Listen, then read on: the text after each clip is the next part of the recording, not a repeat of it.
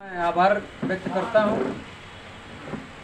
अपने अनुज और मंडल अध्यक्ष विधिक प्रकोष्ठ अविनाश श्रीवास्तव जी से। मैं आग्रह भी करता हूं कि अपने विधिक प्रकोष्ठ के वरिष्ठ पदाधिकारियों में से एक में आपकी नियुक्ति भी करें। और हम इस बात को दोहराते हैं कि जब हम कड़ी से कड़ी जोड़ते चले जाएंगे तो आगे चल करके ये श्रृंखला एक बहुत बड़ी बन जाएगी। और ये बहुत अफसोस की बात है कि राष्ट्रीय कायस्थ एकता मंच 2019 से इस दिशा में कार्यरत है।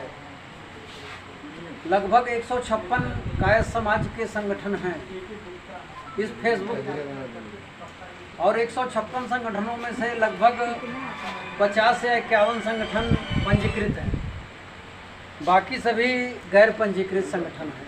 क्योंकि विधिक विभाग के लोग यहाँ बैठे हैं तो उसकी महत्व और महत्ता को समझते हैं। और 2019 से लगाए हम लोगों ने निःशुल्क सेवा का जो व्रत लिया और उस मानव सेवा, अपने समाज की सेवा, देश की सेवा के कार्यक्रम को जब आगे बढ़ाया तो हम लोगों की संख्या अपने आप आगे बढ़ती हुई चली गई। और आज स्थिति ये है कि हम लोग लगभग प्रति माह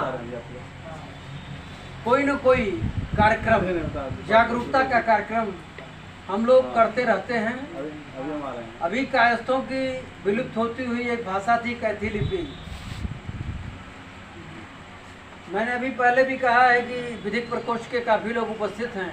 1965 के पहले तक बिहार के जितने भी जमीनी दस्तावेज हुआ करते थे वो कैथी लिपि में ही लिखे जाते थे, रजिस्ट्री के, बैनामे के।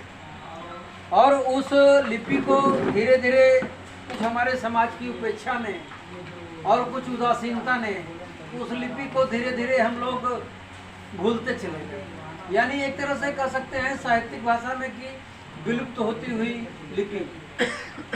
और उस विलुप्त होती हुई लिपि को पुनर्जीवित करने का श्रेय, प्रयास हम और आप सभी को और इस संगठन को ही जाता है। और हम लोगों ने उसका ऑनलाइन प्रशिक्षण शिविर चलाया और उस शिविर में हमारे संगठन के हों या संगठन के न हों, हमारे समाज के हों या हमारे समाज के बाहर के हों, उन सभी लोगों ने कैथी लिपि को बचाने का पुरजोर प्रयास किया और उसमें अपनी सहभागिता को दर्ज कराया।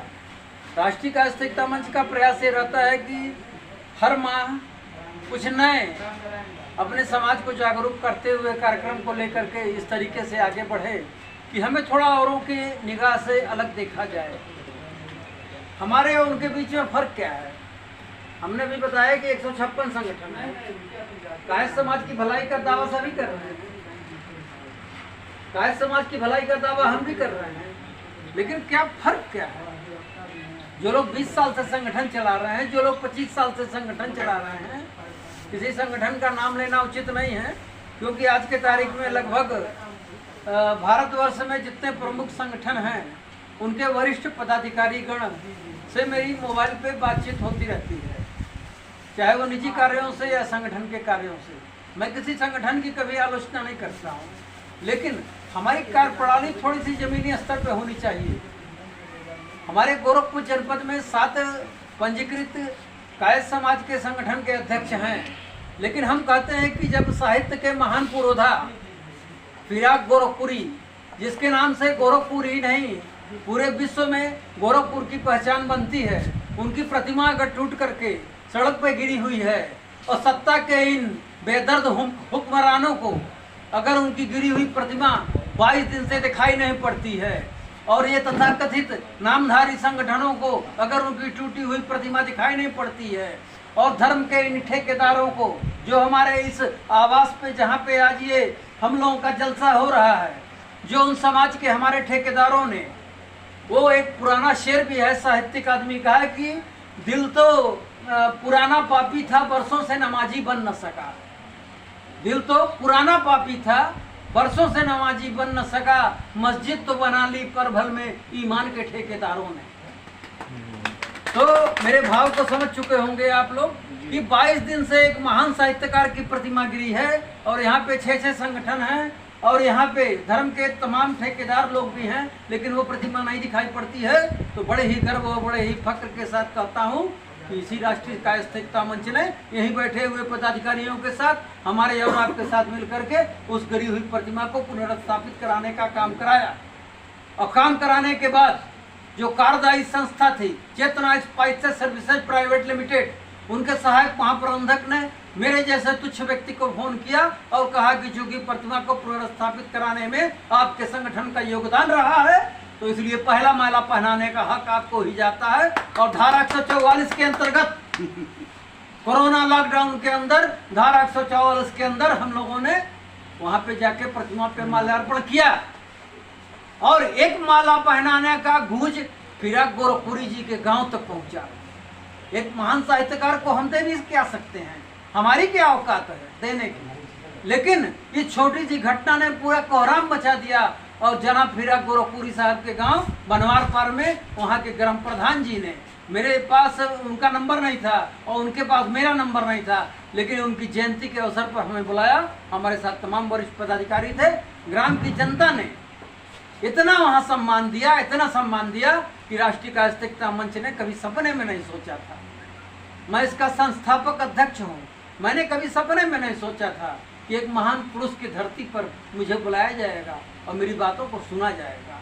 तो मुझे लगता है कि संगठन में ऐसे ऐसे जब नौजवान भरे पड़े हैं तो मेरे अंदर जो सकारात्मक ऊर्जा है, अजय भाई जैसे लोग, आपके जैसे लोग, अविनाश जी जैसे लोग, विजय भैया जैसे लोग, अरुणेंद्र जी जैसे लोग अगर हमारे से साथ कदम से कदम मिलाकर चल दिए तो मैं यहाँ बैठे हुए लोगों को यकीन दिलाता हूँ कि हम लोग 6 महीने से लगा करके साल भर के अंदर इस भारतवर्ष में एक नंबर पर अपने संगठन को ला करके स्थापित करके दिखाएंगे। और जो लोग संगठन को चला रहे हैं, ठीक है, उनकी कार्यप्रणाली अलग है, हमारी कार्यप्रणाली अलग है। अगर हमारी कार्यप्रणाली अलग नहीं होती तो भोपाल जैसे जनपद में अखिल भारतीय कायस्थ महासभा के वहाँ बैठक में विद्रोह नहीं होता। अगर हमारी कार्यप्रणाली सही नहीं होती तो बहराइच जैसे जनपद में महिलाओं के अंदर विद्रोह नहीं होता और एक रात में 25 महिलाओं ने आकर के हमारे संगठन को ज्वाइन किया। अगर हमारी कार्यप्रणाली अच्छी नहीं होती तो जनपद कानपुर जैसे जनपद में एक रात में 65 महिलाओं ने राष्ट्रीय कायस्थिकता मंच को कभी ज्वाइन नहीं किया होता। हम फिर भी ताल ठोक करके आप लोगों के दम पे कहते हैं कि अगर पूरे भारतवर्ष में इस समाज का कहीं भी किसी भी तरह से अगर उत्पीड़न किया गया तो राष्ट्रीय कायस्थिकता मंच हर पुरजोर तरीके से विरोध आज तक किया है और विरोध करेगा। इन्हीं शब्दों के साथ मैं आगे की कार्रवाई के लिए